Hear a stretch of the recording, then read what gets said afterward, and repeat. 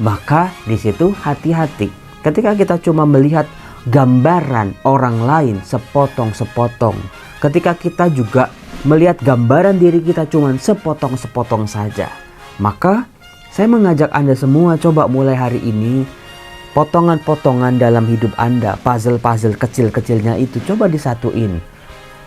Salam damai sejahtera saudara-saudaraku yang terkasih, pencinta firman Tuhan. Berjumpa kembali dengan Bible Learning with Father Joseph. Saudara-saudaraku, bagaimana kabar Anda hari ini? Kita baru saja memasuki bulan Mei.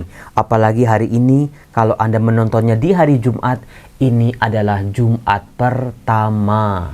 Terima kasih Tuhan buat kasih karunia-Mu, anugerah kehidupan ini.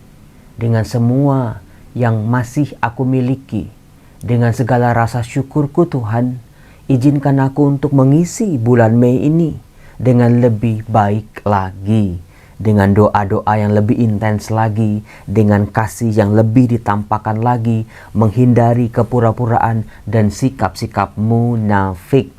Saudara-saudara, siapa yang hari ini sudah rosario? Aduh Romo, saya nanti malam Romo, saya udah tadi pagi Romo, saya nanti siang Romo, dan lain sebagainya. Kalau bisa di bulan Mei, jangan bolong doa rosario. Sebab apa? Dalam pengalaman saya, kalau saya punya permohonan, kalau saya punya keinginan, saya punya harapan, saya doa rosario. Lalu saya diajak oleh doa rosario ini untuk berserah seperti Bunda Maria, percaya seperti Bunda Maria, mencintai Yesus seperti Bunda Maria. Di situ saya bisa pelajari dengan doa rosario, mencintai bundanya dan juga mencintai putranya. Dari situlah baru kuasa Tuhan bekerja setelah manusia memiliki kepasrahan diri pada Allah. Saudara-saudaraku yang terkasih, siapa yang suka main puzzle? Puzzle apa sih Romo? Itu loh, mainan, gambar, terus dipecah-pecah-pecah, lalu potongan-potongan kecil, lalu nanti tugas kita tuh nyambung-nyambungin puzzle-puzzle itu. Siapa yang suka? Wah, itu mah mainan saya anak-anak Romo. Dari yang cuma sekotak kecil sampai yang udah seribuan puzzle-nya kami juga punya. Saudara-saudaraku terkasih, apakah Anda menyadari sebuah lukisan, sebuah gambar, bahkan apa yang kita lihat sejatinya adalah potongan-potongan kecil atau titik-titik yang digabung-gabungkan menjadi sebuah gambar yang utuh. Demikian juga dengan hidup kita, saudara-saudaraku.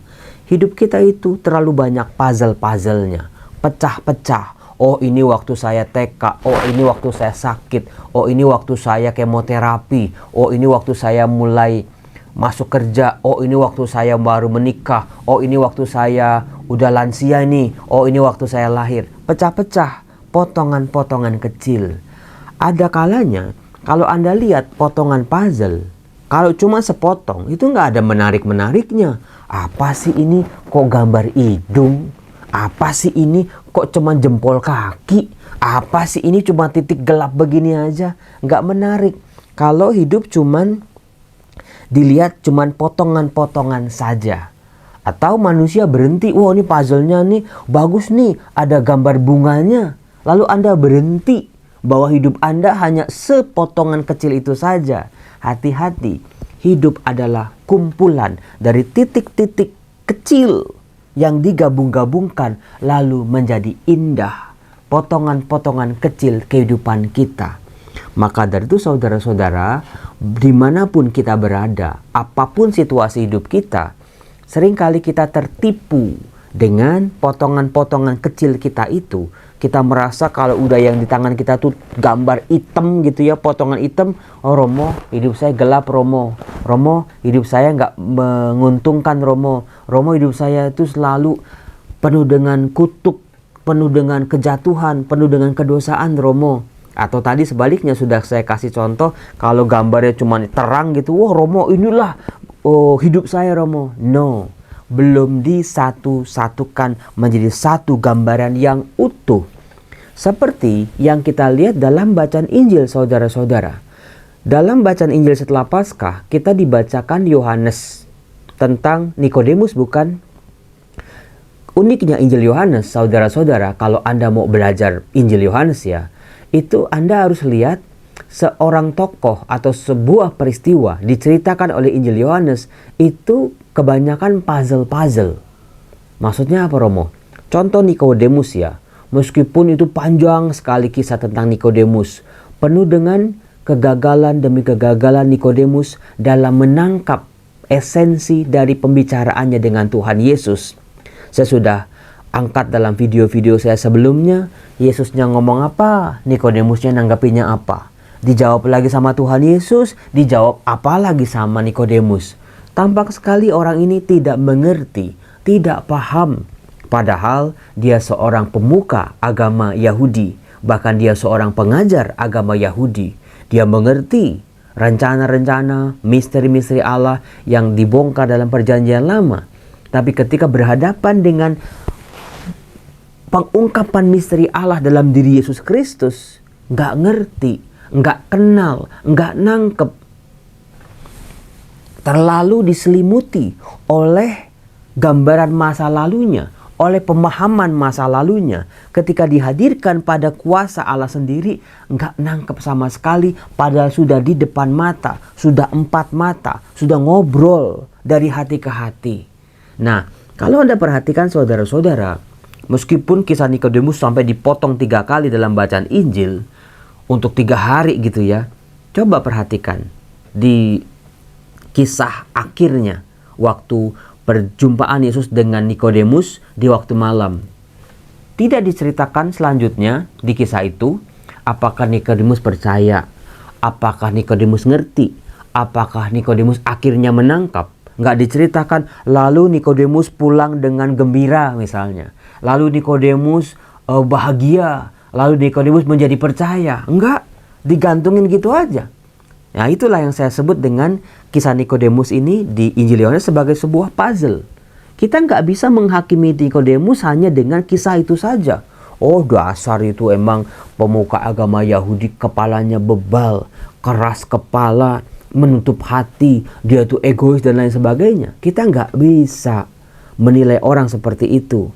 Kemudian juga kalau kita menilai orang lain yang kita tahu cuma secuplik dari kisah hidupnya, secuplik pengenalan kita cuma di media sosial, ngelihatnya aja cuma di media sosial. Ketika lihat aslinya bisa berbeda, saudara-saudara. Kemarin saya sudah cerita, orang yang ketemu saya langsung itu, wah Romo kok beda ya, Romo kok beda sama waktu di video. Ya apa emang berbeda saudara-saudara. Gambar yang Anda lihat di video saya ini, itu adalah hasil dari sebuah kamera, ciptaan manusia. Beda sekali ketika Anda menggunakan mata Anda melihat saya secara langsung, itu beda. Ada yang bilang, wah Romo ternyata bagusan di video. Ternyata aslinya kok butek misalnya. Ya karena mata Anda lebih jeli untuk melihat realita. Tapi mata yang lebih jeli, masa ngelihatnya yang negatif-negatif terus? Maka di situ hati-hati. Ketika kita cuma melihat gambaran orang lain sepotong-sepotong. Ketika kita juga melihat gambaran diri kita cuma sepotong-sepotong saja. Maka saya mengajak Anda semua coba mulai hari ini, potongan-potongan dalam hidup Anda, puzzle-puzzle kecil-kecilnya itu coba disatuin. Memang nggak gampang sih Romo. Kalau puzzle-nya cuman segini misalnya ya gampang, cuman paling ada 20 potongan, ya cepet lah. Cucu saya yang TK aja cepet banget Romo sekarang main puzzle-nya. Tapi kehidupan manusia, semakin dia bertambah usia, semakin potongan puzzle-nya itu makin banyak dan makin banyak yang tercecer. Nah itu dia, tercecer, dilupakan, hilang nggak tahu kemana, digondol maling. Ada yang udah mungkin potongan puzzle-nya coba disembunyikan karena saking pahitnya, enggak diakui, dia denial. Banyak potongan-potongan puzzle yang jelek-jelek cenderung untuk disembunyikan, kedosaan. Nah sekarang coba kumpulkan itu kembali. Coba lihat bagaimana gambaran diri kita secara utuh yang memang dilukis oleh Sang Pencipta. Hal itu bisa kita lihat dalam kisah Injil hari ini, Yohanes bab 6. Digambarkan kembali potongan kisah dari Filipus dan Andreas. Nanti saudara-saudara, Filipus ini tiba-tiba disebut sama Yesus. Ketika orang banyak berbondong-bondong mengikuti Yesus, dikatakan karena melihat mukjizat-mukjizat penyembuhan yang diadakannya terhadap orang-orang sakit. Jadi, waktu itu Tuhan Yesus di mata Filipus itu bukan yang nol. Filipus harusnya sudah tahu, bahkan lebih tahu lagi, bagaimana kuasa yang bekerja dalam diri Yesus gurunya ini. Orang-orang aja yang melihat, yang mengalami, yang mendengar, yang merasakan Tuhan Yesus pernah menyembuhkan si ini, mereka berbondong-bondong mengikuti Yesus. Nah, tentang Filipus, ternyata dia punya cara pandang yang berbeda. Bayangin saudara-saudara, orang sebanyak itu adanya di sebuah bukit. Tiba-tiba aja mungkin Filipus lagi bengong, mungkin Filipus lagi punya pikiran sendiri, mungkin Filipus lagi kagum gitu ya. Mungkin Filipus juga lagi nggak siap untuk ditanya. Tiba-tiba aja namanya disebut sama Tuhan Yesus. Ketika Tuhan Yesus berkata kepada Filipus, "Di manakah kita akan membeli roti sehingga mereka ini dapat makan?" Saudara-saudara, jawaban dari pertanyaan ini sangatlah sulit. Karena apa? Orang segitu banyaknya, 5.000 laki-laki, coba belum perempuan, belum anak-anak. Bisa jadi itu sekitar 10.000 lebih saudara-saudara, bahkan lebih banyak dari yang pernah kita bayangkan. Lalu Filipus tiba-tiba ditembak sama Tuhan Yesus, di mana kita akan membeli mereka sehingga mereka ini dapat makan. Apalagi ada embel-embel hal itu dikatakannya untuk mencobai Filipus, sebab Yesus sendiri tahu apa yang hendak dilakukannya. Sebuah keterkejutan, sebuah kebingungan, ketakutan. Maka jawaban Filipus sudah bisa ketebak. Dari jawabannya coba kita lihat. Roti seharga 200 dinar tidak akan cukup untuk mereka ini, sekalipun masing-masing mendapat sepotong kecil saja. Sebuah jawaban spontankah? Sebuah jawaban pesimiskah? Sebuah jawaban sarkastiskah? Sebuah jawaban realistiskah? Kita silakan itu kasih cap untuk jawaban Filipus ini. Jawaban yang realistis. Kadang-kadang dia mencoba untuk berpikir secara manusiawi, menangkap perintah Yesus, pertanyaan Yesus secara harafiah, sama seperti Nikodemus yang kemarin. Filipus juga sama. Nah, dalam kepanikannya, dalam kebingungannya saudara-saudara, apakah kita bisa mengejek Filipus? Dasar nih murid Yesus nih susah percaya ini. Dasar nggak kenal gurunya. Orang-orang lain aja percaya Yesus itu punya kuasa. Ini murid yang terdekatnya dia malah nggak percaya. Malah nggak yakin. Malah pesimis dengan jawaban seperti itu. Nggak bisa saudara-saudaraku. Karena ternyata itu cuma satu puzzle kecil dari hidup Filipus dalam kebersamaannya dengan Tuhan Yesus. Ada puzzle berikutnya, yaitu kehadiran Andreas, salah satu murid Yesus. Dikatakan Andreas datang. Dia saudara Simon Petrus, berkata, "Di sini ada seorang anak membawa 5 roti jelai dan mempunyai 2 ikan." Mungkin si Andreas itu juga kasihan sama Filipus ya. Waduh, tiba-tiba langsung dijeder sama Tuhan Yesus kayak begitu, bingung, kelagapan, gak bisa jawab. Ya udah, dia cari solusi. Nah itulah, Anda tipe Andreas apa enggak? Ketika lihat orang dalam masalah, atau Anda diam aja, atau Anda tepuk tangan, syukurin lu, syukurin lu, syukurin lu, atau Anda jadi Andreas. Andreas adalah ternyata salah satu puzzle dalam hidup Filipus. Mungkin kalau nggak ada Andreas, Filipus menanggung malu yang begitu besarnya. Nah, disitulah kemunculan Andreas memberi solusi. Tapi kita lihat Andreas juga sebetulnya ragu-ragu dengan solusinya sendiri. Dikatakan di sini ada seorang anak membawa 5 roti jelai dan mempunyai 2 ikan. Tetapi apalah artinya itu untuk orang sebanyak ini? Sama, ternyata setipe ini. Ternyata jadi bestie ini. Kesamaan pemahaman, kesamaan cara berpikir Andreas dan Filipus. Gak heran mereka akan muncul-muncul lagi berdua-dua terus. Nah, saudara-saudaraku yang terkasih, kalau kita lihat, inilah puzzle baru dalam hidup Andreas dan Filipus. Ada sesama yang menolong, ada sesama yang senasib, sepenanggungan. Luar biasa bukan? Coba, siapa teman-teman Anda sampai hari ini? Teman-teman masih muda, masih kecil, masih remaja, waktu awal-awal kerja dulu. Coba, kehadiran mereka juga ternyata melengkapi hidup kita. Jangan cuma suami atau istri doang, tapi teman-teman, kehadiran pribadi-pribadi tertentu yang juga secara mengejutkan tiba-tiba datang dalam kehidupan kita. Itu yang luar biasa, saudara-saudaraku yang terkasih. Nah, untungnya bagaimana dua bestie ini, Andreas dan Filipus, ternyata Tuhan Yesus enggak menghakimi kemanusiaan mereka, kelemahan mereka, tapi bawa seluruh semua orang duduk. Yesus mengambil 5 roti 2 ikan, mengucap syukur, memecah-mecahkannya, terjadilah mukjizat penggandaan roti. Roti-roti dibagikan, Tuhan Yesus bilang, kumpulkan sisanya, jangan sampai ada yang terbuang. Sisanya 12 bakul. Siapa yang masih suka buang-buang makanan? Malu Romo, baru aja buang makanan Romo, disimpan-simpan di kulkas udah bau Romo. Dikasih orang kagak, dimakan juga kagak, endingnya ujungnya dibuang. Saudara-saudaraku yang terkasih, Anda punya 10 roti, Anda tahu Anda akan makan cuma kuat makan 1 roti aja. Besoknya Anda makan 1 roti lagi, dan Anda tahu kalau kebanyakan makan roti trigliserid dan akan gak bagus buat kesehatan, dan juga rotinya bakal gak bagus. Coba jangan kasih orang sisa, kasih orang apa? Anda ambil jatah Anda, sisanya berikan kepada sesama yang masih baru. Itulah esensi dari berbagi. Itulah esensi dari ekaristi, dipecah untuk dibagi.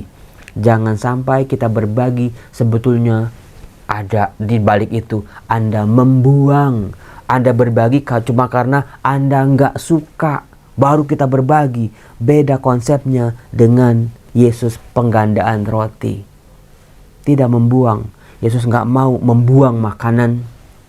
Roti yang diterima oleh orang banyak itu adalah roti yang baru, bukan roti yang sisa-sisa. Saudara-saudara terkasih, itulah esensi dari berbagi, hidup panggilan hidup Kristiani. Menempelkan puzzle-puzzle kehidupan kita. Setelah nanti utuh, baru Anda lihat, itulah yang bisa kita syukuri. Terima kasih, ternyata gambaran hidupku secara utuh jauh lebih indah. Enggak terbayangkan luar biasanya karya Tuhan buat hidupku. Saudara-saudara, ini hal yang lain tentang kunjungan ke rumah Teduh Suryo. Saya harus garis bawahi, 1, maksimal itu 10 orang. Lalu yang kedua, ketika di rumah Teduh Suryo ada pasien-pasien, itu kita melarang foto-foto dan ambil video apalagi tanpa izin. Jadi kemarin ada peristiwa, ada pengunjung buka dada pasien yang baru operasi di foto. Itu mamanya keberatan loh. Keberatan, nggak boleh. Mereka bukan objek.